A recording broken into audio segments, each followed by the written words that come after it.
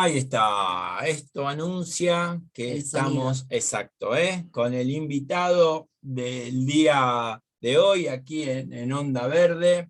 Él es el jefe de gabinete del Ministerio de Trabajo de la Nación, Roberto Zuckerman, y está con nosotros. Hola Robert, ¿cómo estás? ¿Qué tal? ¿Cómo les va? Buenas tardes a ustedes y a toda la audiencia. Bueno, Roberto. Eh, Contexto difícil en el país. Estamos un poco hablando también en la previa. ¿Qué es lo que ves vos en cuanto a puestos de trabajo, números, estadísticas, digamos? Porque hay todo un río revuelto y por ahí para poder clarificar un poco, ¿cómo está la situación en Argentina hoy a nivel empleo, a nivel producción?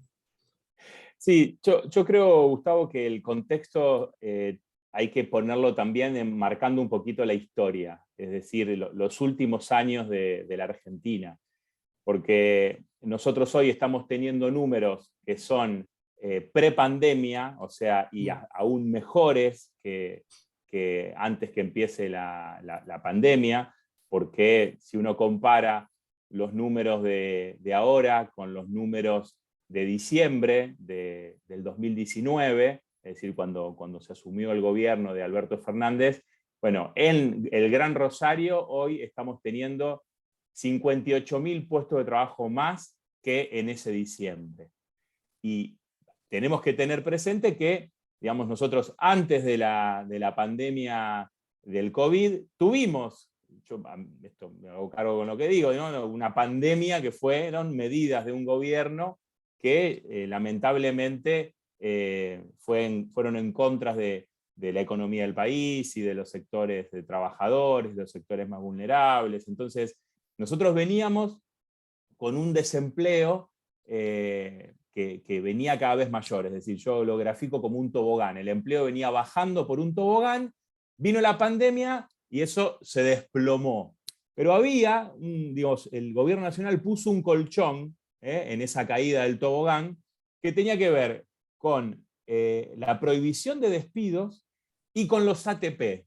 ¿No? El más acérrimo crítico del gobierno nacional de Alberto Fernández reconoció que el ATP le salvó a la empresa, que el ATP permitió que no bajara las persianas. Y realmente fue una medida extraordinaria que funcionó muy bien y que después se complementó con el Repro 2, que también es una ayuda a muchas empresas, ya más sectorizado en sectores que quedaron en crisis porque otros se fueron reactivando.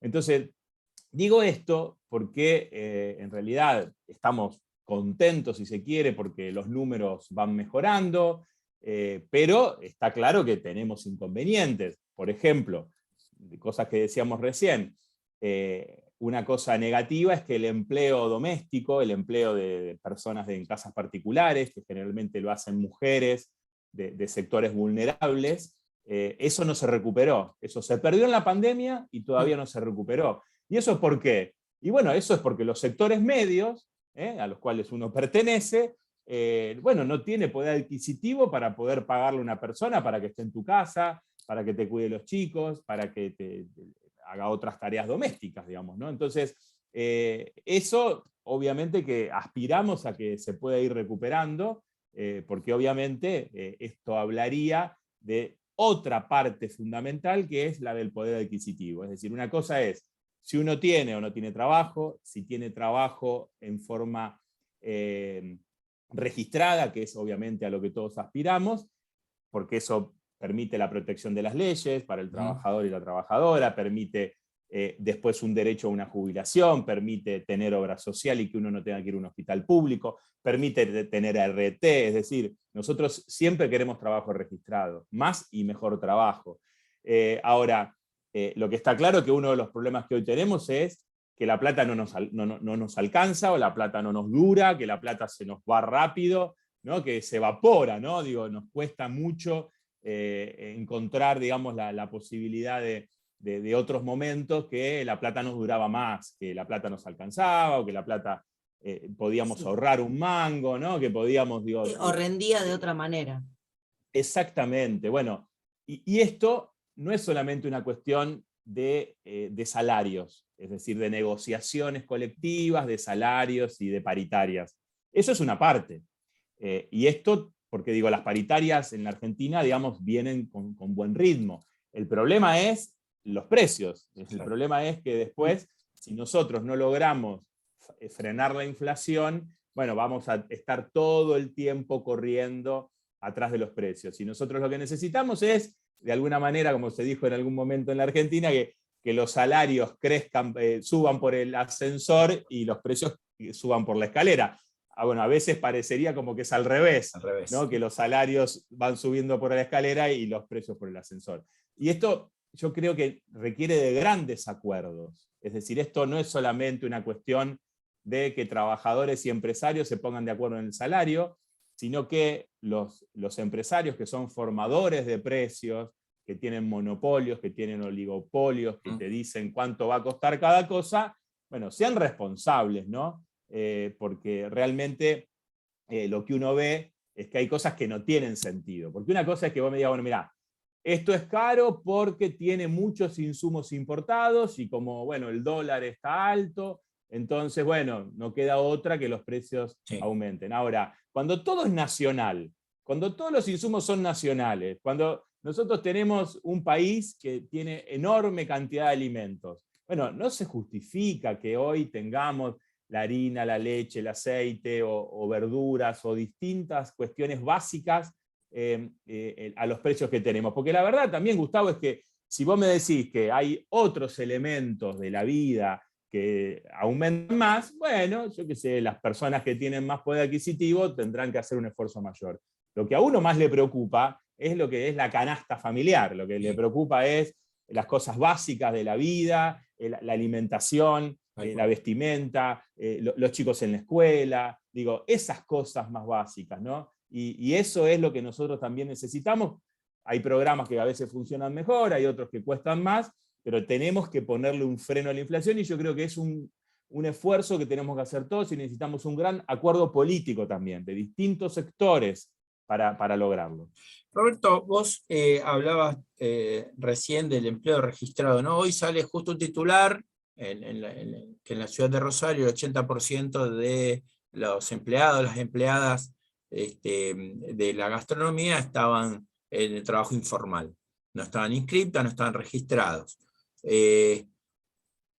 Hay también dentro de esto una justificación, muchas veces, que para mí no es una justificación que, bueno, pero es una cuestión personal, que muchas veces la patronal dice que las cargas sociales, que en la Argentina, en este país, registrar a alguien para que sea su empleado o su empleada, es más caro que pagarle el sueldo directamente y toman desde ese lado la no registración o el no blanqueo. Digamos, estos acuerdos también son posibles. ¿Qué ves desde ese lado? No, uno entiende que indudablemente hay actividades económicas donde el salario tiene una incidencia mayor que en otras actividades económicas. Esto es así, digamos, ¿no? Hay actividades donde los salarios de los trabajadores pueden ser muy altos y sin embargo, digamos, no tienen una incidencia en la ganancia, digamos, también que tienen las empresas. En otros, claramente, la incidencia del salario, porque también son servicios y requieren muchas personas, puede ser mayor. Ahora, como vos bien lo decís, digamos, uno no puede justificar la evasión. El no pagar las cargas sociales, el no tener registrada a una persona, es evasión, es un delito. Y el Estado no puede convalidar los delitos. Y la verdad es que uno conoce que hay actividades económicas que indudablemente tienen una tendencia a la informalidad.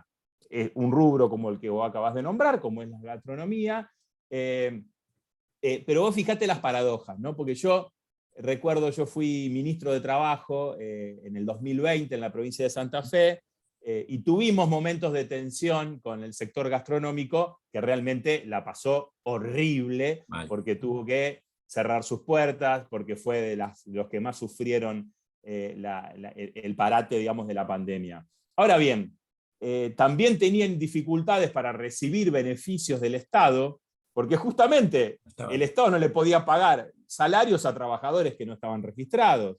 Entonces, digo, o economías que no estaban registradas. Entonces, me parece que esto no puede ser una excusa. Está claro que el sector no solamente tiene una informalidad en cuanto al pago de los salarios o de la registración de los trabajadores, sino también en cuanto a su economía en general.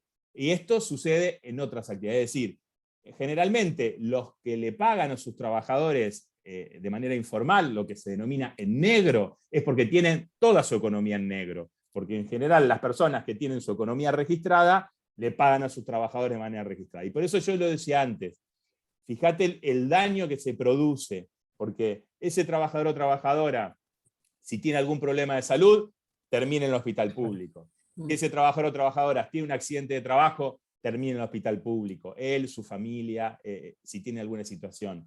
Entonces, después no tiene derecho a veres, a una jubilación, a una pensión. Entonces, lo que digo es, tenemos que generar las condiciones para que la registración aumente. Digo, esto que es un titular y que nos llama la atención y que también, vuelvo a decir, pasa en otras actividades. Por ejemplo, otro sector que también es muy demandante sobre determinadas políticas del Estado, como es sectores agropecuarios, también tienen altos niveles de informalidad. Entonces, lo que creo es que, bueno, en ese caso claramente no pueden decir que la incidencia de los salarios o de la registración, digamos, hace mella en su economía. Pero lo que digo es que eso no se puede naturalizar, que en un sector como en la gastronomía haya ese nivel de informalidad. El Estado no lo puede permitir, no lo puede permitir el gremio tampoco, y eso se tiene que regularizar, porque además los trabajadores necesitan, como decía, todos los derechos y todos los beneficios como estábamos planteando, ¿no? Entonces, está claro, y en esto sí vamos a coincidir, en que para determinados sectores, y vamos a generalizar en este caso, en general, las pymes, por decirlo, digamos así, como un paraguas que englobe a las pequeñas y medianas empresas, bueno, está claro que la incidencia del salario, de las cargas, etcétera, en las pymes y de todo en general, de todos los servicios y de toda la cuestión impositiva, hay que sacarle el pie de encima a las pymes. En eso vamos a coincidir, esto es así, y tenemos que hacer una reforma tributaria para que los que más ganan más paguen y que las pymes estén más holgadas, porque además las pymes dan el 80, el 85% de trabajo en la Argentina. Entonces no podemos asfixiar a las pymes, no podemos, y aparte el vínculo que se da, digo, es un vínculo casi familiar, es decir, el dueño, la dueña de una empresa, la familia que es dueña de una empresa, con sus trabajadores, tiene un vínculo casi familiar. Entonces, realmente muchas veces se producen situaciones de tensión, pero bueno, también los trabajadores son conscientes, si el negocio no da, como pasó con la pandemia, estaban espalda con espalda, tratando de cuidar las fuentes de trabajo, y sabían que si a lo mejor el empleador no tenía para pagar el salario, no tenía para pagar una carga social, era porque no entraba nadie al negocio, o porque no se vendía, o porque las circunstancias eran muy difíciles. Entonces, por eso hablo tanto esto de los acuerdos, que a veces son de trabajadores con empleadores, pero que también la dirigencia política, la dirigencia empresaria, digo, también tiene que ponerse de acuerdo. Porque pensemos en esto, cuando hablábamos antes de la pérdida de los puestos de trabajo del 2015 al 2019, fue porque se dieron políticas económicas en contra de la producción, en contra de la industria y en contra del pueblo, en definitiva, argentino. Y esas tienen que ser las grietas. Sí. O sea, la grieta tiene que ser entre los que estamos a favor del desarrollo económico, de la industria, la generación de empleo, y los que no la quieren, ¿no? Y estos son los debates que tenemos en la Argentina. Digo, estamos cerca del 2 de abril, ¿no? El sábado que viene es 2 de abril. Y son 40 años de la gesta de Malvinas. Bueno, necesitamos más causa Malvinas. Sí. Necesitamos más causas de acuerdo Argentina, donde digamos, este tema, hagamos una lista de 10 temas y digamos, bueno, vamos a poner un acuerdo en estos 10 temas, ¿no? Y tiremos para adelante, pensemos de una manera o pensemos de la otra, ¿no? No, justamente esto que él estaba diciendo me hizo acordar anoche el presidente de la Nación hizo un extenso tuit, un hilo de tuit respecto del acuerdo con el fondo, donde explica qué hubiera ocurrido si no se acordaba con el fondo y qué es lo que implicó esa toma de deuda del gobierno de Macri y todas estas políticas que hoy están repercutiendo, todo esto que vos decías. No sé, supongo, estoy segurísima de que tuviste la oportunidad de leerlo, pero bueno, me gustaría saber tu opinión acerca de las reflexiones que hizo Alberto Fernández con respecto a esta deuda que afectó a miles de generaciones, que lo hizo de espalda al pueblo. Sí, bueno, de hecho, no solamente retuiteé y ese tipo de cosas, sino que subí también el video a las redes, porque acá, digo, había en las encuestas que se habían hecho, digo, el pueblo argentino mayoritariamente estaba de acuerdo con llegar a un acuerdo con el Fondo Monetario, porque aparte no había alternativa, no es que decir, bueno, no pago, No default, esto no pagar era existe. automáticamente caer en default. Sí, claro, y eso es imposible, no hay manera, ¿no? Y también aprovecho para decir esto, porque se generaron tensiones en cuanto a la letra chica del acuerdo y este tipo de cosas. Digo, cualquiera de nosotros, digo, personas individuales, cualquier empresa o cualquier Estado, cuando debe, y debe una suma monstruosa, no se sienta con el banco, con el que le prestó la plata y le dice, mira, yo te voy a pagar como yo quiera, cuando pueda.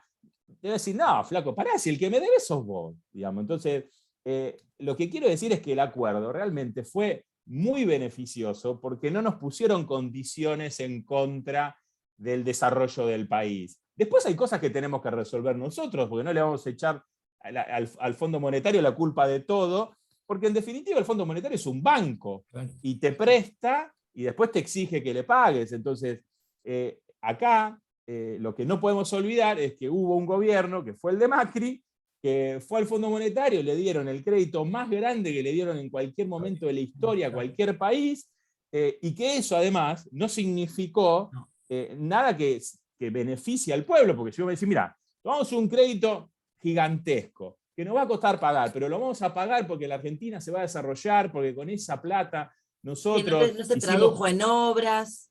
Claro, ni en inversiones de desarrollo productivo, ni hicimos nada que... Entonces, si la plata como vino se fue, porque como vino se la fugaron, entonces la verdad es que esto es lo que tiene que tener en claro el pueblo argentino. Y por eso yo digo, y hacía la reflexión antes en cuanto a la industria, este tipo de cosas, porque vuelvo a decir, ahí está la grieta, digamos, ¿no?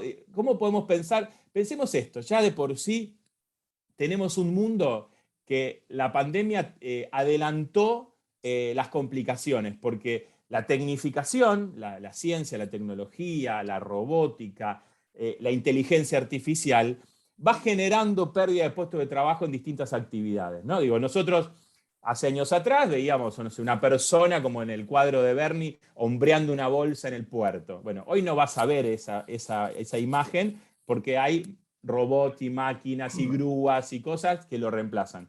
Pero eso hace que haya menos gente en ese lugar. Y si vamos a una automotriz, vamos a ver cómo los robots funcionan y no hay tantas personas trabajando. Y si vamos a una fábrica que está empaquetando galletitas, por dar un ejemplo, vamos a ver que compran una máquina y que la empaqueta, digamos, una máquina y no personas. Y así nos pasa con todo. Digo, ¿cuál es la publicidad del Banco Oficial de la Argentina? Dice, antes te dijimos que no uses el celular, ahora te pedimos que lo uses.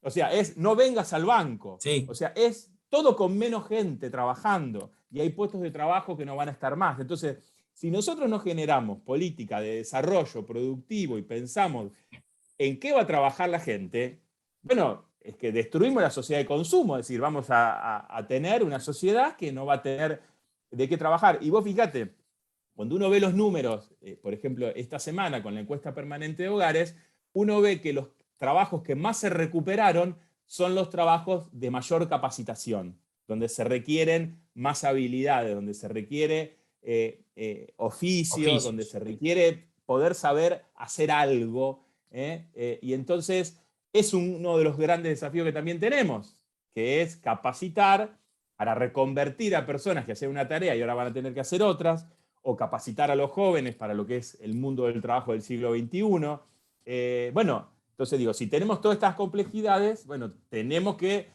pensar en el desarrollo del país, y después hay temas que, porque ojo, las grietas en nuestro país no se dan solamente con cuestiones vinculadas a partidos políticos.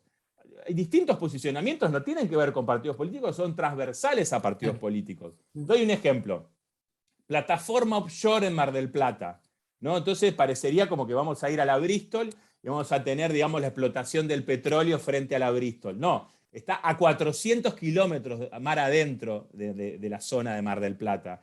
Digo, ¿y qué no vamos a...? Digo, y después decimos, no, porque Noruega, qué bien que viven los noruegos. ¿Y Noruega qué tiene? Y tiene plataforma offshore en el océano, en el mar. Bueno, entonces, digo, es como que a veces tenemos determinadas cuestiones contradictorias. Nadie quiere destruir el medio ambiente y nosotros acá vemos lo que es un incendio en una isla o lo que es la bajante del río o lo que es el cambio climático. Nadie lo discute. Ahora, no vamos a extraer el litio para que después se hagan baterías, o no vamos a extraer petróleo de un offshore o de vaca muerta, o no vamos a llevar adelante, digamos, la transformación de la proteína vegetal, de los granos en proteína animal para criar animales que engorden más, para poder exportar después productos. Digo, tenemos que pensar en un desarrollo productivo, porque además, como estábamos diciendo, anda a un campo donde siembran soja, maíz o lo que sea, con 3 personas lo solucionás, grandes extensiones de hectáreas. Entonces, bueno, si eso no da trabajo, pero genera riqueza, bueno, también veamos cómo generamos trabajo con esa riqueza y agregamos valor agregado. Hablando esto de generar trabajo y un poquitito, porque me quedo dando vuelta esto del pie arriba de las pymes, ¿no? Porque son las que, como vos bien decís, estamos hablando con Roberto Zuckerman, él es jefe de gabinete del Ministerio de Trabajo de la Nación, y vos decías esto, ¿no? De quitarle el pie de encima a las pymes. Recuerdo que en el gobierno de Macri se intentó una reforma laboral que fue conflictiva, que no tuvo la aceptación, que generó lo que generó, más allá de las manifestaciones y las distintas reacciones que hubieron en aquel momento. ¿Se tiene pensado algo? ¿Vos crees que se viene una reforma con la gente adentro, como siempre se dice, o pensada desde este lado que era con la gente afuera? ¿Qué avisorá Roberto? O si existe hoy proyecto o hay alguna presentación, bueno, las indemnizaciones que estaban dobles, ¿qué va a pasar con las jubilaciones? Digamos, ¿puede haber una reforma laboral que realmente nos dé ese empuje a todos los sectores? Mira, generalmente cuando se habla de reforma laboral, se habla de una reforma legislativa para que los trabajadores pierdan derechos. Claro, y la verdad es que si algo nos distingue a los argentinos es un modelo sindical y un modelo laboral que hace que tengamos derechos, a diferencia de otros países del mundo, donde la explotación es enorme y tampoco eso garantiza, como por ejemplo sucedió en Argentina en los 90, que esa flexibilización laboral generara más puestos de trabajo. Esto, de alguna manera, tiene que ver con lo que se denomina el mercado laboral. O sea, la clave está ahí. ¿Qué quiero decir con esto? En la pandemia, para dar un ejemplo cercano, tuvimos graves problemas para conservar los puestos de trabajo. No se dio ninguna reforma laboral y los puestos de trabajo se perdían, aunque hubiese ATP, aunque hubiese prohibición de despido, porque la realidad lo indicó y hubo gente que no pudo sostener los empleos y tuvo que bajar las persianas. Entonces, lo que quiero decir es que no se trata de quitarle derecho a los trabajadores porque de esta manera el país va a despegar. Digo, no es así. El otro día yo lo veía a esta figura bastante grotesca que es Milei, que decía que tenemos que dolarizar la economía, porque dolarizando la economía, el poder adquisitivo de la gente, y digo, pongo entre comillas porque no lo digo yo, lo dice él, dijo, va a subir, dice, como pedo de buzo, dijo, así, usando estos términos, ¿no? Y así se disuelve cuando llega la... Se dice cualquier cosa, digamos, ¿no? Sin ninguna responsabilidad. Entonces, te están diciendo que lo que quieren es que uses dólares en la calle, digamos, ¿no? Que perdamos la moneda y que de esa manera entonces va a tener un montón de plata porque la economía tiene que dolarizarse. Entonces, ¿qué quiero decir con esto? Quiero decir que no podemos prometer soluciones mágicas. Entonces, pensar que quitarle derecho a los trabajadores, o sea, como estamos diciendo, entonces, que no registren los trabajadores, que estén todos en negro, que no hagan más aportes, porque entonces nos va a salir más barato. No, pero esto es terrible, digamos. Nosotros tenemos que pensar al revés. Y cuando decimos quitarle el pie de encima a la pyme, no es que los trabajadores tengan menos derechos, es que las pymes estén más fortalecidas, que el gobierno le quite impuestos, que el gobierno le dé créditos blandos. Eso es lo que necesita la pyme. No que su trabajador tenga menos derechos. Entonces, ¿qué quiero decir con esto? Quiero decir que la flexibilización laboral o la quita de derechos no se da por la modificación de las leyes, sino se da por una situación de la realidad. Entonces, como nadie contrata a ninguna persona que no necesita, la contrata solamente cuando la necesita, entonces, si el país crece, si hay desarrollo, si hay inversiones, nadie va a estar pensando en la letra de la ley de contrato de trabajo, porque va a necesitar que por favor venga la gente a trabajar porque necesita gente. Y si la economía no crece, se retrae, se enfría y hay recesión, vos podés tener las leyes laborales más espectaculares del mundo y la gente se va a quedar sin trabajo o va a perder derechos. Tal cual. Roberto, te llevo acá a la provincia, te llevo a Santa Fe, y el 2023 que está cerca, porque la verdad esto es la vuelta de la esquina y todo pasa. Primero, ¿cómo estás viendo? Y ya te llevó al frente de todos, bueno, la corriente que es el movimiento al cual vos pertenecés. ¿Qué mirada está haciendo de la provincia de Santa Fe, políticamente hablando, digamos, en general? Sabemos que ha habido internas, que ha habido, y que el frente está con conflictos, y esto está, o con diferencias, mejor dicho, y esto está a la vuelta de la esquina.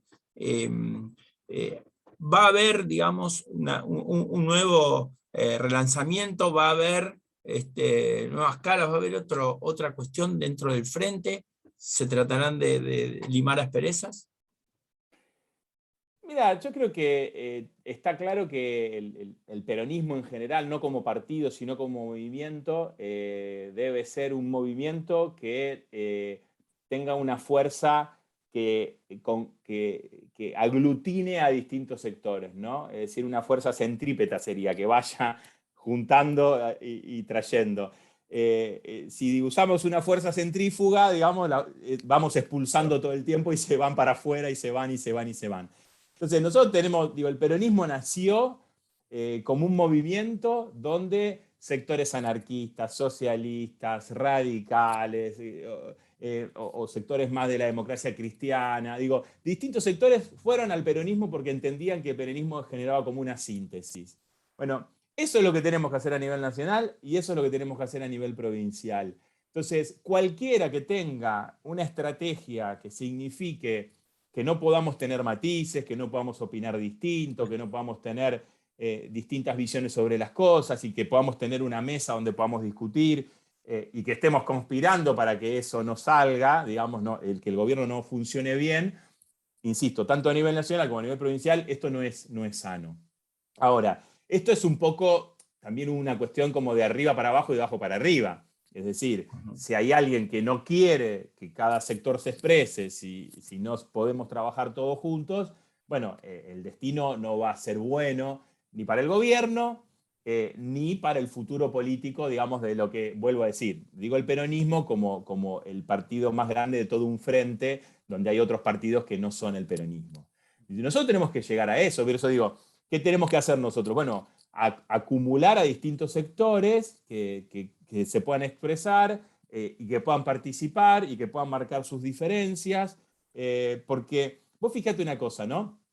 Qué buen resultado le dio a Cambiemos en la provincia de Santa Fe hacer una interna con 4 sectores distintos y después se juntaron todos, trabajaron todos juntos y ganaron la elección.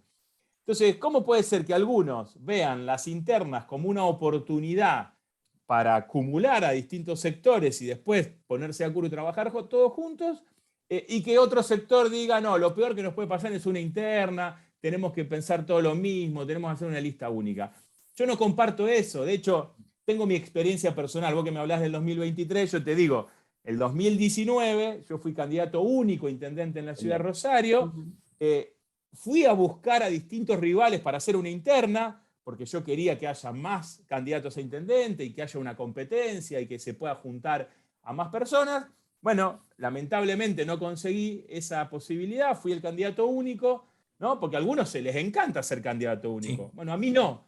claro. A mí me parece que es mejor poder competir y expresar distintas ideas y después acumular, digamos, el resultado de esa interna. Bueno, fui candidato único y quedamos a 7.000 votos, a 1,5 puntos de ganar la ciudad de Rosario. Entonces, ¿cuál es el objetivo para el 2023? Eso que se frustró en el 2019, es decir, buscar a distintos sectores. Después veremos quiénes son los candidatos. Está bien. Lo que tenemos que hacer es abrir la cabeza, el corazón y los brazos, sumar a distintos sectores, no que sea una ensalada rusa, ¿no? Digo, Entiendo. no que sea una cosa que todo mezclado. No. No, captar Digo, la parte más enriquecedora de lo que es una interna política. Pero claramente, y aparte porque tenemos con distintos sectores puntos en común, y después, bueno, tiene que haber una dinámica que eso, bueno, se exprese en el gobierno. Entonces, me parece que el esfuerzo tiene que estar puesto ahí.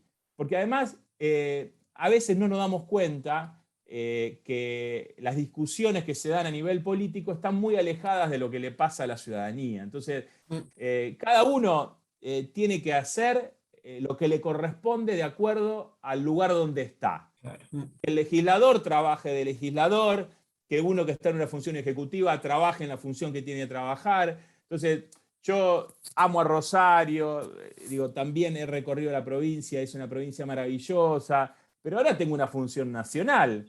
Entonces, bueno, uno tiene su corazoncito, va a tratar de hacer cosas en Rosario, pero si yo pienso solamente en Rosario estando en Buenos Aires, no estoy cumpliendo mi función, que es la de pensar en toda la Argentina. Entonces voy a recorrer el país durante este año porque es lo que tenemos que hacer como fuerza política, tener presencia territorial. Si criticamos a veces que el gobierno es como muy centralista, como muy porteño, bueno, los que no somos de Buenos Aires, no somos porteños, tenemos que enriquecer al gobierno y estar cerca de cada punto del país. Y por supuesto, digo, te queda un pedacito, un ratito, para pensar más en las cuestiones locales. Y ahí, por eso digo, yo me fui al gobierno de la provincia, fui ministro de Trabajo, fui ministro de Gobierno, estuve 2 años en el gobierno, y no es que me voy y me pongo a insultar. No. Digo, yo le deseo lo mejor al gobierno de la provincia, traté de aportar lo que pude, y obviamente siempre voy a estar a disposición, no para un gobernador o para un gobierno, para el pueblo de la provincia. Si yo cualquier cosa que tenga para aportar, obviamente que lo voy a hacer, ¿no? Aparte, me consta, lo digo al aire, Roberto tiene el mismo número de teléfono desde que lo conocía, era 10 años atrás, 15, y siempre con los pies en la tierra y caminando la ciudad. La verdad que en eso, después lo puede tener acuerdos o desacuerdos, pero caminando siempre la ciudad y en todos lados, y eso es ahora que tal decís cual. el número de teléfono, me acuerdo en aquella campaña que lo publicó, un grupo de amigos le mandó un mensaje para invitarlo al fulbito y fue. Él le respondió, sí. le respondió. Por supuesto. Y sigo teniendo mi teléfono público porque mi teléfono está en mi perfil de mis redes sociales, o sea, sigue estando publicado ahí. Y no solo caminando, sino también pedaleando, porque pedaleo la ciudad, me muevo en bicicleta. Gran usuario de la bici. Y esté donde esté, o sea, cuando estuve en Santa Fe también, y ahora que estoy también en Capital, también tengo la bicicleta, y eso también me parece importante, porque la sociedad muchas veces ve a los dirigentes políticos con mucha distancia, Muy ¿no? lejanos.